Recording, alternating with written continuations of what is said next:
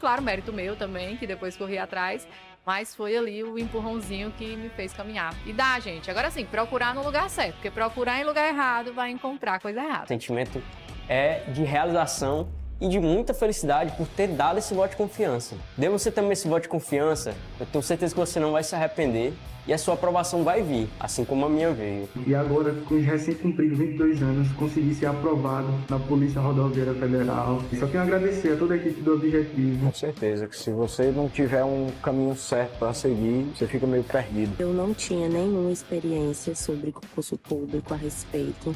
Eu não sabia realmente, assim, de basicamente nada. E o Objetivo me deu esse direcionamento. O senhor me apresentou o guia de consulta rápida, que, cara, aquilo foi genial. Hoje em dia eu só estudo com guia de consulta rápida. Comecei do zero, pô. Eu comecei a estudar português sem saber o que era um verbo, sabia o que era pronome, não sabia o que era preposição, não sabia nada disso. Hoje eu sei as preposições decoradas, pô.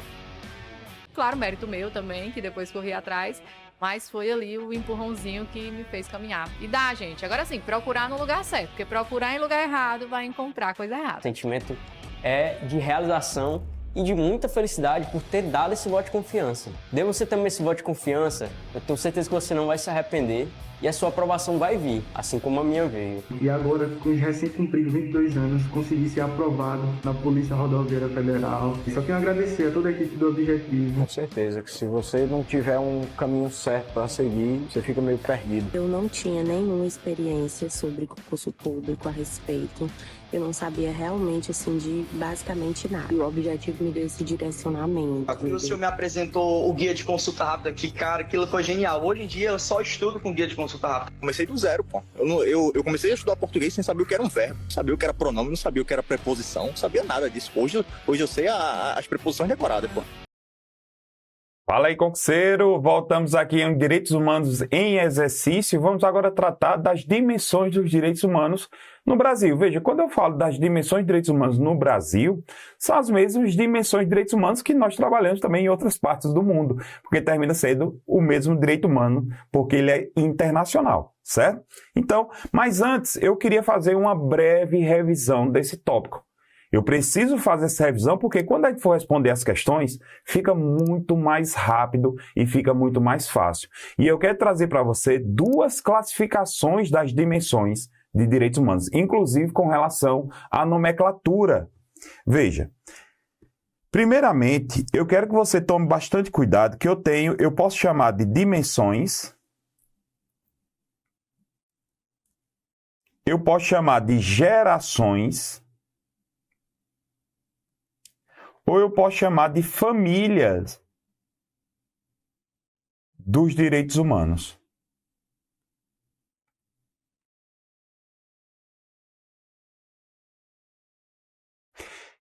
A doutrina é consenso em toda a doutrina dos direitos humanos, os escritores dos livros de direitos humanos, que eles tratam de 3 gerações que termina sendo consenso. E termina sendo o que a maioria das bancas cobram. Mas existem 2 gerações, a 4ª e a 5ª, que já estão começando a ser cobradas nos concursos. A doutrina já aponta, se não me falha a memória, 8 gerações de direitos humanos, só que é um ou outro doutrinador que fala sobre isso. Mas assim, eu tenho como consenso 3, mas as bancas de concurso já traz mais 2 também, que é a 4ª e a 5ª geração. Então, eu quero pedir licença a você para fazer uma breve revisão dessas 5 gerações e depois eu vou trazer outra classificação dos direitos humanos com relação a essas dimensões, beleza? Então vamos lá. Ó. Vamos começar aqui a falar um pouquinho da primeira geração. Eu vou colocar, tanto faz, eu colocar geração, dimensão, é a mesma coisa, certo? Primeira geração, ele tem como direito basilar, a liberdade. Não é isso? Todo mundo está cansado de saber disso.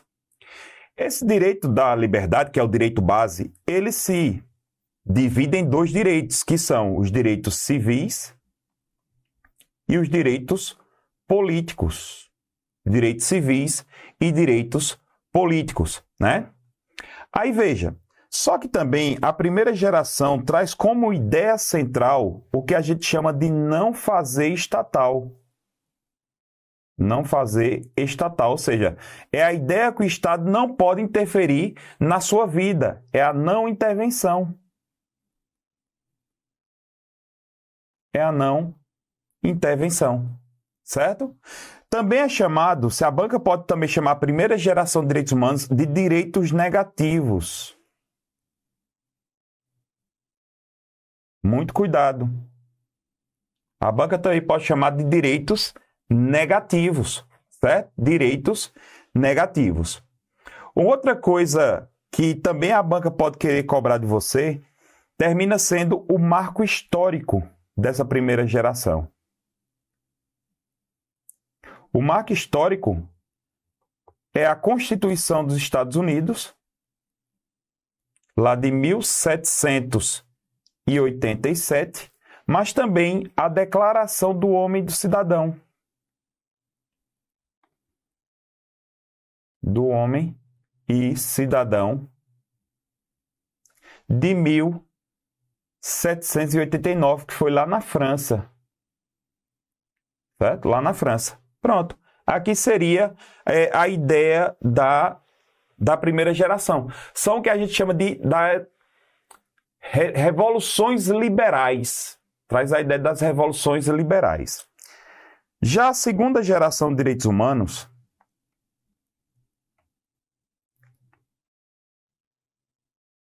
ela tem como direito base a igualdade. Só que esse direito base, ele se divide em três, que são os direitos sociais, econômicos e culturais. Aqui já vai mudar um pouco com relação à primeira. Aqui eu vou ter um fazer estatal. Um fazer estatal. Ou seja, agora nasce o Estado prestacional. O Estado prestacional. Ou seja, o Estado agora vai ter que fornecer, enquanto na primeira geração o Estado não poderia interferir na sua vida, na segunda geração o Estado agora vai ter que interferir na sua vida, entregando prestações sociais para você, né? Serviços básicos sociais. Aí o que acontece? Aqui também nascem os direitos positivos.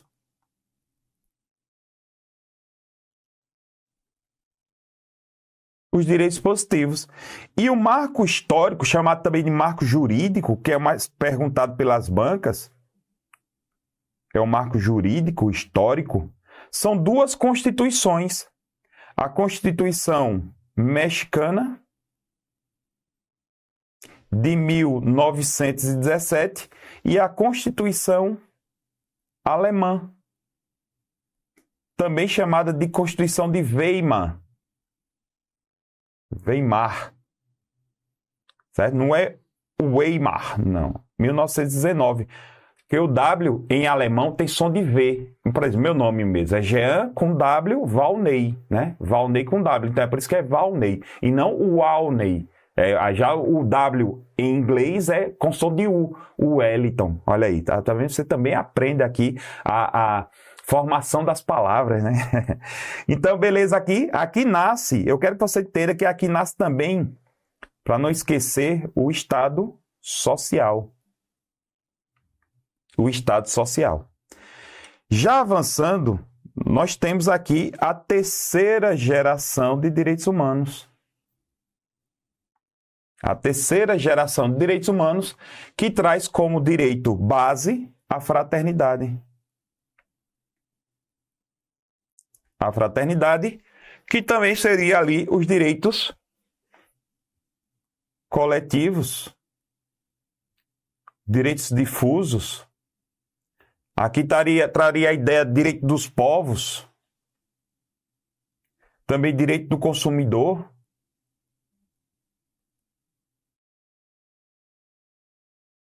E também traz a ideia de desenvolvimento. Mas as bancas terminam só focando muito nos direitos coletivos e difusos, né?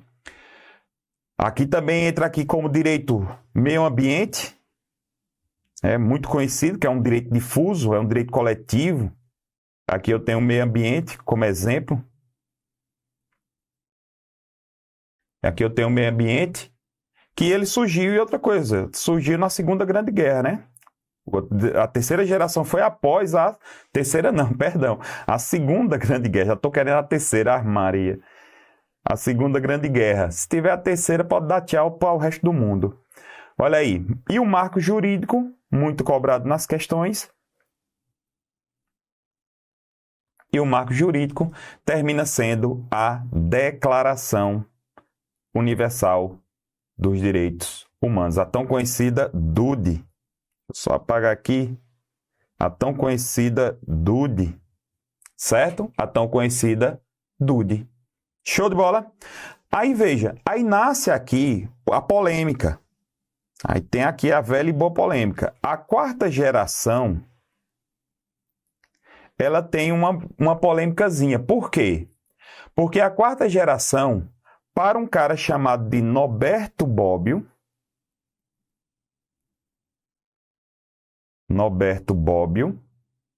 aqui é só com B só. Eu fiz, porque o Bob é com 2 Bs e aqui é Norberto. É só com 1. Norberto Bobbio. Para ele, a quarta geração seria o direito genético.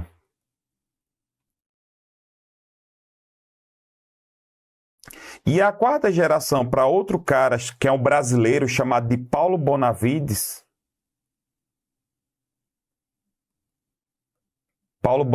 A quarta geração é o direito à democracia.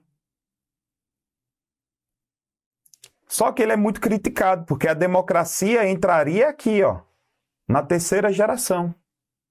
Ele é muito criticado por isso. Era, né? Porque faleceu recentemente. Ele é cearense.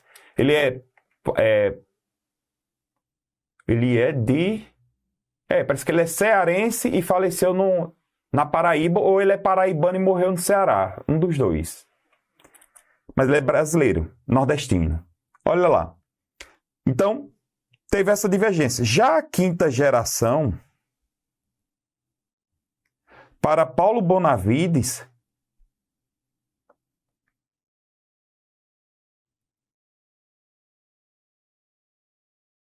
termina sendo a paz. Também ele é criticado porque tem parte da doutrina que diz que a paz é um direito de terceira geração. Certo? Terceira geração. Aí veja, eu tenho outra classificação que é inspirada na Revolução Francesa. Na Revolução Francesa. Que é a classificação muito cobrada de um cara chamado de Karel Vazak. Foi lá em 1979. Professor, como é que você lembra dessa data? Porque é o ano que eu nasci, 1979. Para Karel Vazak, ele diz que as gerações de direitos humanos são 5. Liberdade, igualdade, fraternidade, aqui é a Revolução Francesa, só que ele acrescentou a solidariedade e a esperança, que teria ali a ideia da paz, sacou, meu aluno? Então são 5 gerações. Então aqui eu tenho a primeira, a segunda, a terceira, a quarta e a quinta, segundo Karel Vazak. São esses direitos básicos. Só você lembrar, a esperança é a última que morre. Então ela fica por último, sacou? É o bizuzinho, certo? É o bizuzinho. Aí para Vazak, a solidariedade, ela se divide, em democracia, se divide em informação e se divide em pluralismo. Pronto, aqui seria a ideia. E as 3 primeiras é a mesma que a gente acabou de estudar. Beleza? Vamos ver agora, responder. Fica muito rápido, olha. Agora vai ficar aqui, ó. Agora veja, aqui é pancada. Vamos lá, olha. Primeira geração, liberdade, direitos civis e políticos, certo. Segunda geração, direito à igualdade, direitos sociais, econômicos e culturais, certo. Terceira geração, de fraternidade difusa dos povos da humanidade, certo. Quarta geração, participação democrática, direito ao pluralismo e a bioética. Tá vendo aqui? Essa bioética seria aquela ideia do direito genético. E aqui a banca considerou correta. Então aqui, ó, são todas as corretas. Por isso que eu digo que a quarta geração tem uma divergênciazinha, mas as bancas estão começando a cobrar. Mas sempre dá essa ideia aqui, ó, pluralismo, bioética, certo? 2. Os documentos históricos da Constituição de Weimar e o Tratado de Versalhes marcam, ó, a Constituição de Weimar, segunda geração. A segunda geração. Constituição de Weimar, Tratado de Versalhes e também a Constituição Mexicana, todas elas foram as primeiras constituições que trouxeram direitos sociais. É sabido que os direitos humanos são divididos em gerações, sendo cada geração desses direitos atrelada a um valor específico. Tomando por base tal premissa, assinala a alternativa correta em relação às mencionadas gerações e seus valores. Primeira geração de direitos humanos tem como principais valores solidariedade. Errado. Seria a quarta, né? A primeira geração de direitos humanos tem como principal valor a igualdade. Não, seria a segunda. A terceira geração de direitos humanos tem como pilar principal a liberdade. Não, seria aqui a liberdade seria a primeira, né? Então, errado. A segunda geração de direitos humanos tem como pilar principal a igualdade, certo? E defende os direitos sociais, econômicos e culturais. Perfeito aqui. Em seu discurso, para os formandos de determinada faculdade de Direito, João observou que a concepção de solidariedade na perspectiva de direitos humanos apresenta contornos polissêmicos, que ainda carece de compreensão pela sociedade. Exato, porque tem a ideia de solidariedade é muito amplo. Aí, que ainda carece de compreensão pela sociedade e pelos poderes constituídos, para que alcance padrões mínimos de efetividade, inclusive na realidade brasileira, especialmente em relação à existência ou não de direitos e deveres que se formariam a partir deles. Com os olhos voltados às reflexões de João, é correto afirmar que é referida solidariedade, vamos lá, solidariedade, sempre em base de direitos subjetivos, conferindo exigibilidade imediata? Não, porque a solidariedade ela é muito ampla, né? Aí, se situa no plano axiológico, ou seja, das ideias, de forma alguma. Ela já é praticada. Já se encontra materializada. Opa, aí já está chegando já, né? Em diversos comandos da ordem constitucional brasileira, mas é uma perspectiva puramente principiológica. Não, ainda não é, ela já está sendo baseada já em alguns custeios, já tem até alguns direitos nesse sentido, né? Por exemplo, essa questão de Bolsa Família, essas ajudas que o governo entrega para as pessoas, traz a ideia de solidariedade, viu? Quando tem assim, como aconteceu aquelas chuvas que aconteceu no Rio Grande do Sul, né, ali no Rio Grande do Sul, né, nas cidades gaúchas ali, teve muita ajuda. Então ali tem a ideia de solidariedade. Então aqui, ó, já se encontra materializado em diversos comandos da ordem constitucional brasileira, embasando até mesmo deveres de custeios aos direitos transindividuais, né? Ou seja, transindividuais é porque é para além das pessoas, para além de uma pessoa. Em relação à teoria das gerações de direitos humanos, é correto afirmar que os chamados direitos sociais, entre os quais o direito à educação, previdência e saúde, são considerados direitos humanos de primeira geração. Não, errado. Atualmente acha descartada a possibilidade de falar em direitos humanos de quarta geração, diante da teoria da inexauribilidade dos direitos humanos. Não, já tem quarta e quinta geração. Os direitos humanos de terceira geração, tipicamente de titularidade coletiva, são também denominados de direito de solidariedade. Olha só, terceira geração, olha que pegadinha boa dessa daí, ó. Veja, para você ver, ó, direitos humanos de terceira geração, tipicamente de titularidade coletiva, são também denominados de direito de solidariedade. Muito cuidado com isso aqui, que para Karel Vazak, a solidariedade é direito de quarta geração, viu? Por isso que eu falei que existe divergência na quarta e na quinta geração. Mas você matava porque a letra D está errada. A teoria geracional dos direitos humanos não encontra guarida na jurisprudência dos tribunais superiores. E encontra sim. Por isso que você ia matar aqui a letra C. Por isso, muito cuidado com esse tipo de questão. Olha aqui, eu trouxe agora aqui, ó. Sobre a teoria das gerações de dimensões de direitos humanos, lançada pelo jurista Karel Vazak, de 1979, é correto dizer que o direito à educação é um direito de segunda geração. Bem tranquilo, bem de boa.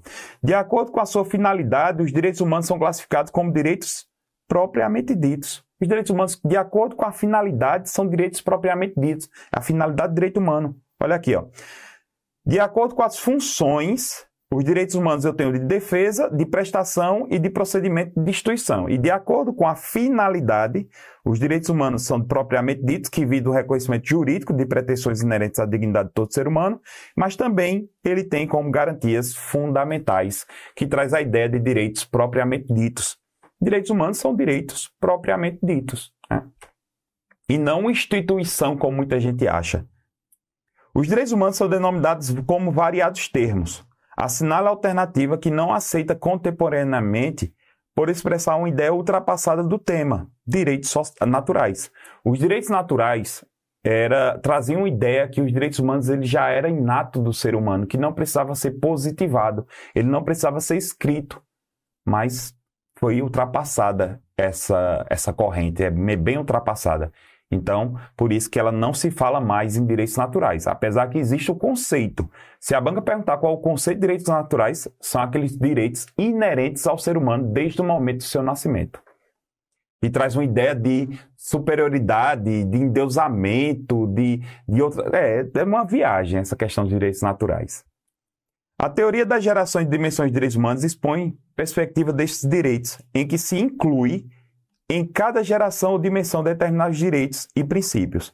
Conforme essa divisão clássica da doutrina, é correto afirmar: direito de segunda geração ou dimensão refere aos direitos civis políticos. Não. Direitos de quinta geração consiste na possibilidade de participação na formação de vontade do Estado. Seria de primeira.